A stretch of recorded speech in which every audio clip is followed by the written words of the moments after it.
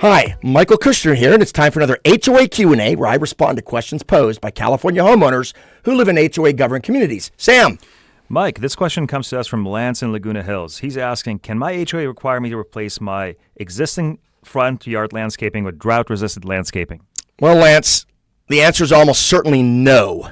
Your HOA probably can't require you to replace your lawn with drought-resistant landscaping. Even if your CC&Rs or rules were amended to include such a mandate, it would probably not be enforceable. California Civil Code Section 4735 makes it illegal for HOAs to ban outright drought-tolerant landscaping, but it doesn't give them the power to require it.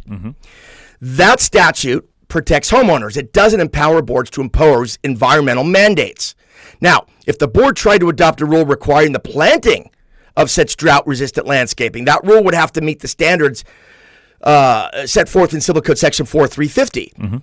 Okay, in other words, the rule would have to be objectively reasonable, consistent with the governing documents, and adopted properly. In your case, the issue would be reasonableness. It's one thing to require drought-resistant landscaping on future projects, but quite another to require people to spend money ripping out what they already have and replacing it all at their own expense. Cost matters. If the HOA is demanding that you rip out landscaping that was previously approved and replace it with something at your own expense, that alone would likely make the rule unreasonable and therefore unenforceable.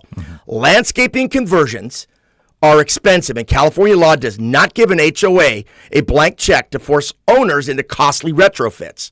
So unless your CC&Rs or rules already require drought-resistant landscaping prior to your initial expenditure or landscaping costs, right? Your board can't force you to make the change. If they try to impose an after-the-fact expensive mandates without legal authority, then you call us at MBK Chapman, and we'll set your HOA straight.